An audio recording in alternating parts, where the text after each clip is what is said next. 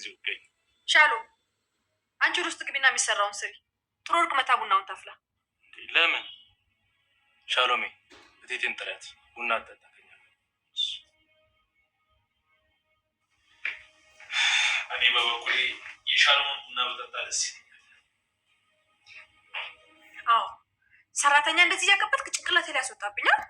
እህቴም ቡና ጠጭ እንኳን ብላ አልጠራሃትም። ለነገሩ እሷ ለአንተ ምን ነች? ምንድን ነች? ወይኔ ቤዛ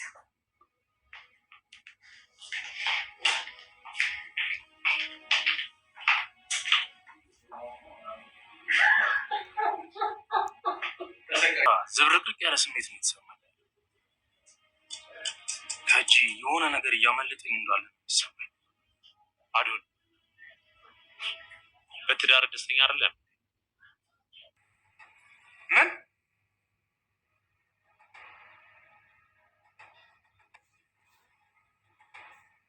ሻሎም፣ ስለምን አሻንጉሊት ነው የምታወራው?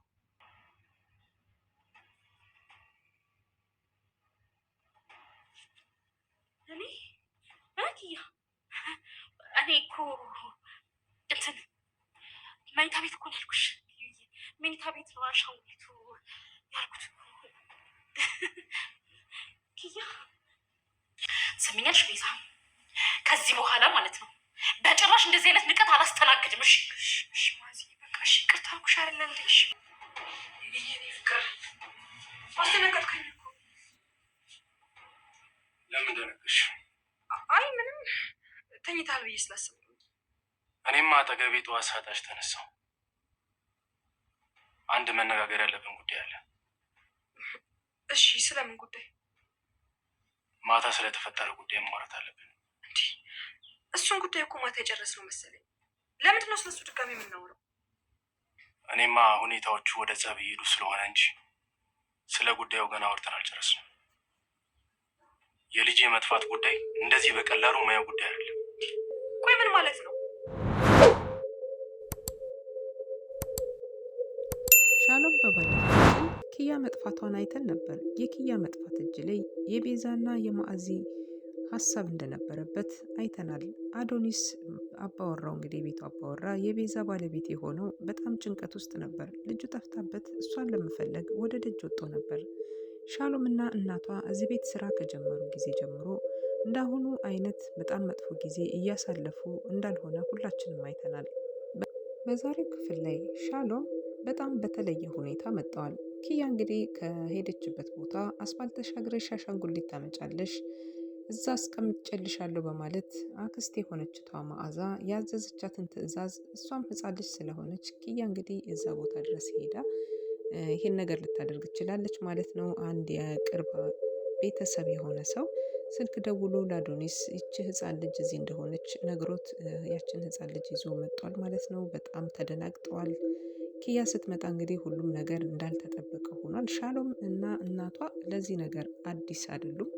ምክንያቱም ደግሞ አዶኒስ ነው እንጂ የማዕዛንና የቤዛን ተንኮል በደንብ ጠንቅቀው ስለሚያውቁ የነበረ ይሄ ነገር እንደሚፈጠር አይደለም ያወቁት። ግን ደግሞ እንደዚህ በጣም መጥፎ ነገሮች ሲያደርጓት እንደሰነበቱና ይሄን አካሄዳቸውን በጣም አብዝተው እንደጠሉት የነበረ አይተናል። እናት በአሁኑ ሰዓት ላይ ጭንቀት ውስጥ ትገኛለች። ምክንያቱም ደግሞ ይቺ ሕፃን ልጅ የሆነ ነገር እንዳትሆንና ሰበቡና ችግሩ በእነሱ እንዳይሳበብ፣ ከዛ ባሻገር ደግሞ የሞት ልጅ ናት። እናም ደግሞ እኛም እዚህ ቤት እስካለን ድረስ አዶኒስን ያሳደጉት እንዲሁም ደግሞ እስከ አዶኒስ ጋር አብራ ያደገችቷ ሻሎም ዛሬ እሷም ለዚህ ነገር ተጠያቂ መሆኗ ዛሬ እንንገረው ነገ እንንገረው እያሉ እስካሁን ድረስ አሉ። አሁን ግን ሻሎም ወስናለች ለመናገር ለአዶኒስ። ምክንያቱም ደግሞ የሆነው ሁሉ ነገር በጣም ከባድ ስለሆነ ቤዛ በአሁኑ ሰዓት ላይ ማድረግ የሚገባትን ነገር ሁሉ ያለችውን እያደረገች ትገኛለች። ገና ላልተወለደ ልጇ አስባ ብዙ ነገር ትካፈለኛለች፣ ፍቅሬን ተካፍለኛለች፣ ነገ ለመወልደው ልጅም ትካፈላለች በማለት ብዙ ሀሳቦችን ስታመጣ እናያለን። የቤዛ ሀሳብ እና ጭንቀት ከሆርሞኑ ጋር የተያያዘ ነው ብሎ በማሰብ ብዙ ነገሮችን አዶኒስ እያለፋት ይገኛል።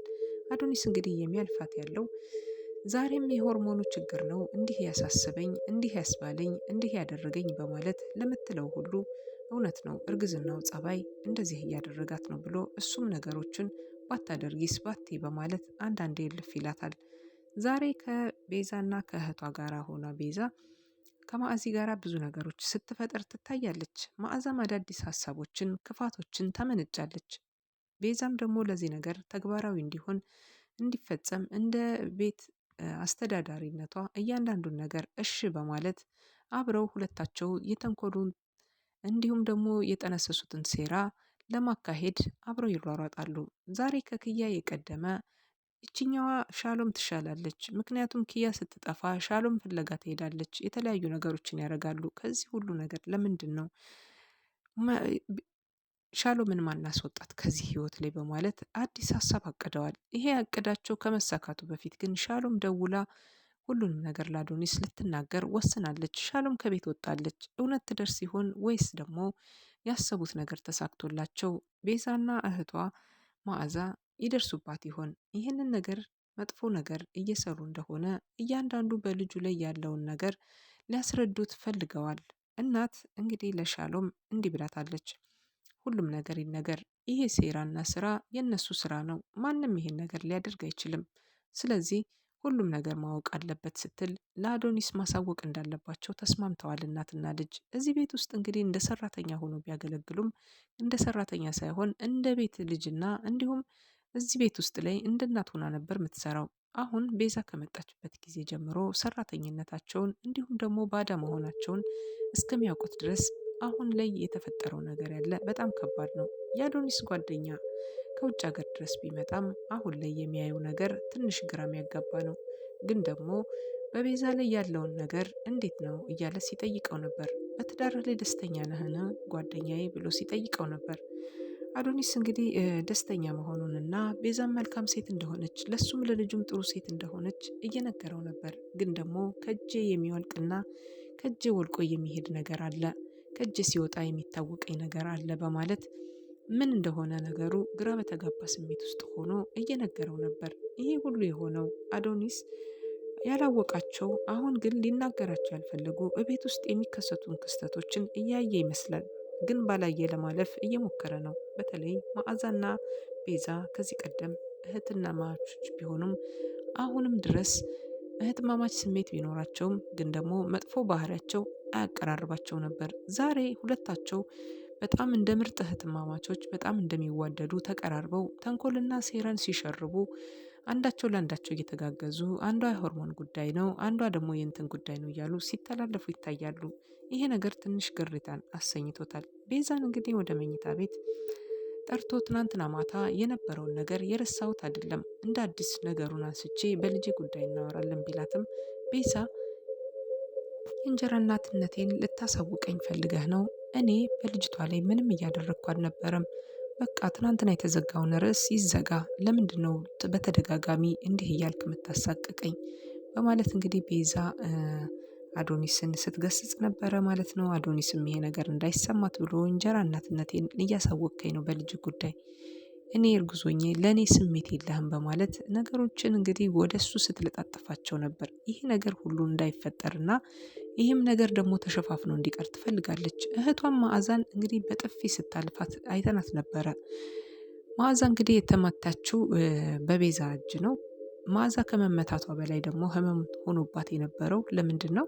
በሰው ፊት መመታቷና በእነዚህ በሰራተኛ ወይም ደግሞ ገረድ በምትላቸው ሰዎች ፊት መመታቷ በጣም አናዷታል። ግን ደግሞ ይሄንን ነገር በሻሎም እና እንዲሁም ደግሞ በአዶኒስ ፊት ላይ ይሄ ነገር ቢወጣ ሌላ ችግሮች ይመጣብኛል ብላ ስላሰበች ነበረ ቤዛ እንግዲህ እህቷን መዓዛን በጥፊ የመታቻት።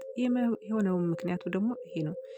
ሻሎም እንግዲህ ልጅቷን መጣቅፍ ስታረጋት ኪያ ያለችው ነገር ለምንድን ነው እኔን ሳትነግሪ ከቤት የወጣሽ? ለምንድን ነው የወጣሽው? በማለት ስትጠይቃት አክስቴ ያስቀመጠች አንቺ ያስቀመጥሽልኝን አሻንጉሊት ላመጣ ነው ብትላትም እኔ መቼ አስቀመጥኩልሽ? ለምን አልጠየቅሽኝም? ስትላት አክስቴ ብላኝ ነው፣ አክስቴ ናት ያለችኝ ብላ በተደጋጋሚ ስትናገር ቤዛ እንግዲህ ነገሩ እንዳይበላሽባት በማሰብ አጠገቧ የቆመችቷን መዓዛን እንዴት እንደዚህ ታደርጊያለሽ ሕፃን ልጅ በማለት እኔ እኮ ያልኩሽ እኮ ከዚህ ከሻሎም ክፍል አምጭ ነው እንጂ ያልኩሽ እደጅ ወጥሽ አስፋልት ተሻግረሽ አላልኩም በማለት ነገሩን ልታስተባብል ሞክራለች ማለት ነው። ግን ደግሞ ዞሮ ዞሮ አሁን ላይ ሁሉም ነገር አዶኒስ ጥርጣሬ ውስጥ የከተተው ብዙ ምክንያቶችና ብዙ ሀሳቦች እንዳሉ እያየንበት እንገኛለን። ጓደኛው መጧል። ጓደኛው እንግዲህ መጦም ብዙ ነገሮችን ስለሱ ለማወቅ እየፈለገ ነበረ።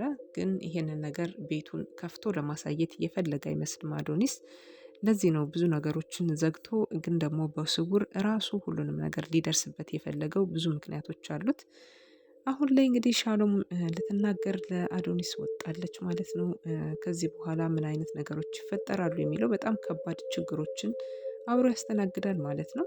ሻሎም እንግዲህ ለዚህ ድል ከቀናት እርግጠኛ ነኝ አዶኒስ ይቀበላታል ወይስ አይቀበላትም የሚለውም ትልቅ ነገር ነው። አዶኒስ ለዚህ ነገር ዝግጁ ነው ወይ? ምክንያቱም ደግሞ እችን ህፃን ልጅ እውነት እቺ እርጉዝ ሚስቴ ትበድላታለች ለልጄ ብሎ ያስባል ወይ? ወይስ ደግሞ እቺ ሰራተኛ እየዋሸች ነው ሌላ ነገር ፈጥራ ከሚስቴ ልታጣላኝ ነው ብሎ ነው የሚያስበው? የትኛውን እናንተ ታደርጋላችሁ? ምክንያቱም ደግሞ እቺ ኪያ በአሁኑ ህፃን ልጅ ነች። በዛ ላይ ደግሞ ሚስቱ ቤዛ ደግሞ እርጉዝ ናት። አዶኒስ ደግሞ በእምነት ለልጁ እንግዲህ ሁሉንም ነገር እናት እንድትሆናት ብሎ አስቀምጧታል። ከዚህ በኋላ እምነቱ የትኛው ጋር ሊያርፍ ይችላል?